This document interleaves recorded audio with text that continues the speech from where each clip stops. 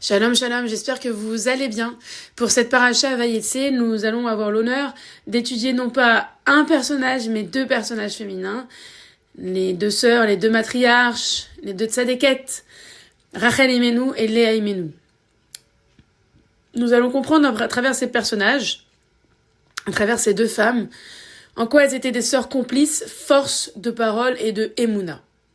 Je dédie ce cours à la Refoua Shelema de Yosef Bar Hana ve Rav David Cohen, Fortuné bat Ramsa, Reuven Ishai bar Mercedes, Shoshana bat Oreida, Vered bat Shoshana, Luna bat Simcha, Simcha bat Hana, Shagal bat Esther, Simcha bat Rachel, David ben Rachel, Viviane bat Emma, Maza bat Sonaïka, Mesaouda bat Esther, Chai ben Raphaël Yehuda, Simon Esther Lévi, Doli Hana Perez, Eleana Batsimi, Eleana Rachel Batsimi, Elou Nishmat, Lydia Mesaouda bat Esther, Avraham ben David, Félix bar Nissim Virginie, Aaron Shmuel ben Shimon Vefreida, Marcel Léa bat Mesaouda, Rav Yosef Aloul ben David, Shlomo Alevi, Chaya Janine Chana bat Esther, Sacha David Chaim bar Ruth ve Avraham, Shani Luke bat Grifka Venissim, Yvonne Mesaouda bat Josephine Flecha, Linda Esther bat Kamuna, Urida bat Esther Alevi le bet Don, Rachamin Don bar Mesaouda, Chana Vaji Italia le bet Akwen, Yitzhak bar Urida ve Rachamim, Rav David Akwen bar Chomsa, Yehuda bat Mesaouda, Chaya bat Perla, Touvia bat Yedele, et tous ceux qui sont partis depuis le 7 octobre. Un excellent zivouk pour Ayala Batia Adassa Bat Simcha, Vered Bat Shoshana, Anal Bat Sipora Rachel, Eleana Bat Nathalie, et tous les célibataires. Je voudrais juste faire un petit rappel avant de commencer l'étude de cette paracha, c'est que nous sommes dans la Ségoula de Rachel, et avoir la paracha qui parle de Rachel, et en même temps pouvoir allumer ce soir les bougies pour la Ségoula de Rachel avant les Nérot de Shabbat, c'est très important. C'est le mois de Kislev, c'est le mois des miracles, c'est le mois où tout peut arriver, et Rachel Imenu nous accompagne, et je vous assure, elle exauce toutes nos prières. Donc voilà, c'est important de le rappeler. Alors, nous allons donc voir et étudier les personnages de Léa et Rachel Imenu. Et c'est vrai que lorsque c'est une histoire un petit peu complexe, parce que si on résume un petit peu, Rachel a donné sa place à Léa, et lorsque avec le mariage avec Yaakov, et lorsque finalement Rachel va aller se marier avec Yaakov, elle va attendre 12 ans avant de tomber enceinte, elle va attendre des années, et va être stérile pendant très longtemps, et lorsque elle va demander la bracha à sa sœur, et sa sœur, notamment les mandragores de son fils, Léa va lui dire déjà que tu m'as, entre guillemets, enlevé mon mari, il faudrait aussi que tu me demandes les mandragores de mon fils. Donc, à première vue, c'est une paracha très complexe. D'accord ? Mais, ce qu'il faut comprendre, c'est qu'il faut savoir lire entre les lignes et ne pas rester dans l'analyse superficielle qu'on peut avoir. D'accord ? C'est pour ça que le Chumash, c'est une chose, mais l'étude de la Torah, l'étude des textes, à travers la Mishnah, la Gemara et tous les commentaires, c'est extrêmement important. Il y a le verset qui nous bouleverse durant cette paracha, c'est celui-ci. Hachem voyait que Léa était dédaignée, tandis que Rachel fut stérile. C'est-à-dire que là, on ne dépeint pas forcément un portrait positif de la situation. On a l'impression que ce sont des sœurs rivales, qu'elles se jalousent, l'une réussit, l'autre échoue, l'autre réussit, l'autre échoue, que Léa souffre d'un manque d'amour, Rachel lutte contre la stérilité, mais pourtant, comme je vous ai dit, la réalité est tout autre. Déjà, Rachel, elle a cédé sa place à sa sœur en la laissant se marier avec Yaakov. Mais comme vous le savez, parce qu'elle savait très bien que Lavan, en fait, voulait humilier et que le fond de leur père était vraiment très mauvais.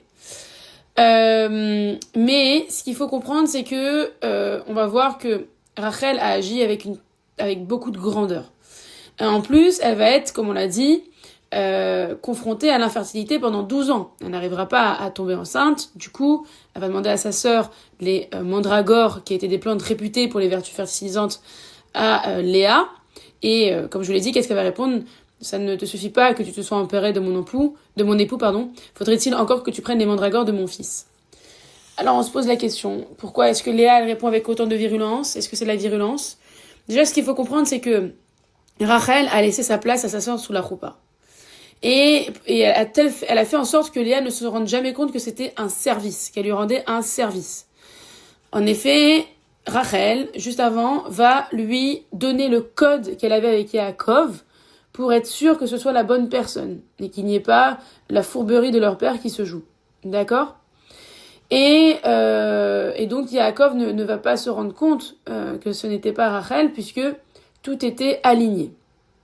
Et Rachel n'a jamais fait ressentir à sa sœur qu'elle lui devait d'être redevable, pas du tout.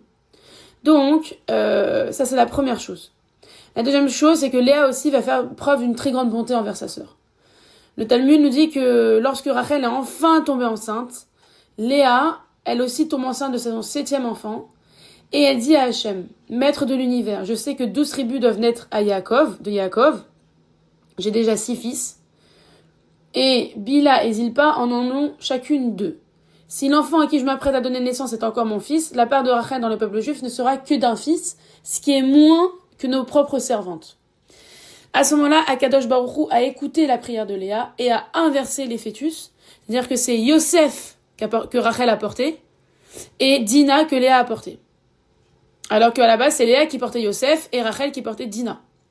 On sait très bien la suite aussi malheureusement de Dina, de ce qui va se passer. Donc, on se dit, est-ce qu'il y a une rivalité ? Pas du tout. C'est-à-dire que lorsque le Beth Amikdash a été détruit, Rachel a parlé à Hachem et elle a dit le soir où j'ai donné ma place à ma sœur et que j'ai transmis le signe, j'ai pris preuve de bonté, je n'ai jamais été jalouse, je ne voulais jamais qu'elle se sente humiliée. Donc on voit que en fait c'est la force de prière de chacune d'elles qui ont fait que en fait Akadosh Baruch Hu les a écoutées et a permis en fait la descendance et la destinée du peuple juif. Ces 2 sœurs étaient très liées et spirituellement et dans l'intégrité, enfin dans vraiment avec une force de caractère, mais aussi un respect de la Kedusha et un respect de la Torah. Et ce qui est important, c'est que Rachel a fait le nécessaire pour que sa sœur ne soit jamais humiliée lorsque Léa en avait besoin. Et à l'inverse, lorsque Rachel était désespérée de ne pas avoir un fils, Léa a prié et en fait a permis à Yosef de devenir le fils de Rachel. C'est-à-dire que Rachel s'est permutée lorsqu'il y avait eu le mariage, mais Léa aussi s'est permutée d'une certaine manière puisqu'elle a donné son fils à Rachel. Vous comprenez ? Donc, c'est sur ça que je voudrais qu'on s'arrête. Je voudrais qu'on s'arrête sur la parole, la manière de parler snoua. C'est-à-dire s'exprimer avec discrétion, posément et comprendre l'importance de la parole et de la prière. Le Talmud nous enseigne que 10 mesures de parole sont descendues dans le monde et que les femmes en ont reçu 9. Et que la parole est d'une grande richesse. La parole, il faut faire très attention à ce qui rentre dans notre bouche, mais aussi ce qui sort de notre bouche. La parole, c'est la continuité d'Akadosh Baruch Hu. Hachem a donné la vie à travers le souffle divin. Et donc nous, lorsque nous parlons, c'est le souffle divin, c'est des particules du souffle divin que nous avons. Et c'est ce qui fait que nous sommes humains. Et c'est ce qui fait que nous sommes les ambassadeurs d'Akadosh Baruch Hu sur cette terre. Et rien ne sert d'être vulgaire, de parler et de crier, puisque de toute façon, la jante masculine apprécie bien plus une femme calme, sereine, sûre d'elle, qui n'a pas besoin de lever le ton pour se faire comprendre. Et donc, on peut se poser la question, comment renforcer sa sniout dans le langage, pas uniquement dans la manière de se vêtir ? Eh bien, il y a plusieurs éléments. On va le voir à travers Yaakov, Rachel. Yaakov, c'est celui qui dit la vérité. C'est celui qui est Torah vehemet. La Torah avec vérité. Avec vraiment cette volonté de ne pas mentir, de dire les choses telles qu'elles sont. Yaakov, à un moment donné, donc, est au service de Lavan et lui dit « Tu as changé 10 fois mon salaire ». Et donc, on sait très bien que Lavan a marqué vraiment l'existence de Yaakov avec le mensonge, avec les tromperies, etc., etc. Et en fait, Yaakov n'a pas eu peur de dire la vérité, très clairement. Et Rabbi Nachman nous dit que c'est important d'avoir un langage propre, en ne disant que la vérité, en agissant avec sincérité et honnêteté. Et plus nos paroles sont pures, et plus nos prières ont de chances d'être exaucées. Rachel, c'est celle qui protège l'intimité de l'autre.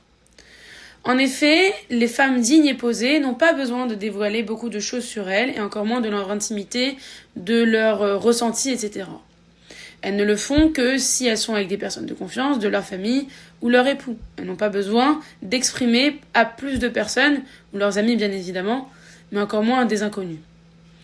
C'est-à-dire que Rachel accomplit un acte de sniout lorsque elle transmet les signes entre elle et Yaakov à sa sœur Léa.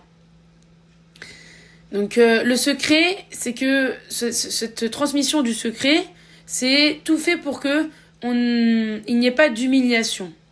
Et donc, elle protège l'intimité, la future intimité entre Yaakov et sa sœur. Et bien sûr, la question de la prière qui permet de changer la destinée. Comme on vient de le dire, Rachi nous dit que Léa avait les yeux ternes parce qu'elle devait se marier à Esav. Et elle pleurait parce que elle avait bien compris que Esav n'était pas la bonne personne. Et le Midrash nous enseigne que la prière de Léa fut immense puisqu'elle n'a pas épousé Esav. Elle a prié pour ne pas épouser Esav et qu'elle a épousé Yaakov et en plus qu'elle a eu des enfants. Et que lorsqu'elle a prié aussi pour sa sœur, elle a sacrifié elle-même un fils pour sa sœur et elle a eu l'honneur et la bracha d'enfanter une fille, Dina. Et Rachel, elle a tellement prié qu'elle a su briser les cieux. L'Éternel a su écouter sa voix et sa parole. Elle a su rester dans la Emouna, malgré son absence de mariage, puis malgré ensuite sa stérilité. Et en fait, qu'est-ce que le message de tout ça ? C'est que l'essentiel de notre lien réside dans la prière. Dans le hitbo des doutes. C'est-à-dire qu'il faut savoir parler avec Akadosh Baruch Hu, lui parler directement, sincèrement, avec bien sûr beaucoup de respect, mais c'est-à-dire que vous pouvez lui parler comme si c'était votre propre père. Il l'écoute, il est là devant vous, il entend ce que vous dites. Et c'est très important de parler avec lui, d'épancher son cœur avec un langage sincère, pur, mais aussi avec beaucoup de détermination, d'acharnement, d'obstination pour lui convaincre de nous exaucer. Il faut savoir que des fois, Akadosh Baruch Hu ne nous exauce pas parce que ce n'est pas le bon moment, parce que ce que nous demandons, ce n'est pas ce qu'il y a de mieux pour nous.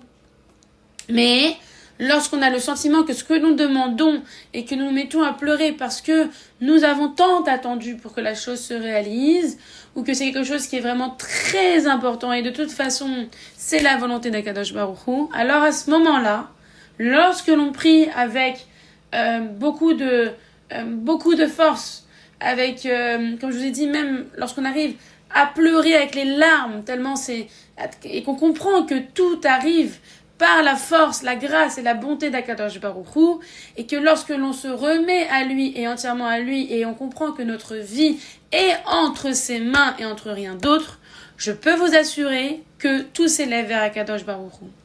Il faut savoir que Rachel Imenu, toute sa vie, a prié, pleuré, et qu'elle continue de le faire. Il faut savoir que c'est par le mérite de Rachel Imenu, et en ce moment dans cette ségoula qu'il y a, qu'elle continue d'intercéder et de pleurer. Elle entend ses filles pleurer, les filles, les bêtes Israël, qui pleurent et qui disent à Kadosh Baruch Hu, s'il te plaît, marie-moi, s'il te plaît, donne-moi un enfant, s'il te plaît, une bonne parnassa, s'il te plaît, une bonne santé pour ci, pour ça, s'il te plaît, s'il te plaît, s'il te plaît. Et Rachel, elle écoute tout ça, et Rachel prie pour nous. Et c'est parce que nous prions avec force et kavana, et parce que Rachel aussi demande à Kadosh Baruch Hu que nos prières soient exaucées, que Hachem écoute et nous exauce. Donc voilà, je vous souhaite un très beau et heureux Shabbat Shalom. Et n'hésitez pas vraiment ce soir à prendre le temps d'allumer les nérodes de Shabbat, de prendre vraiment le temps de tout. Et voilà, soyez bénis, Shabbat Shalom et que des bonnes choses.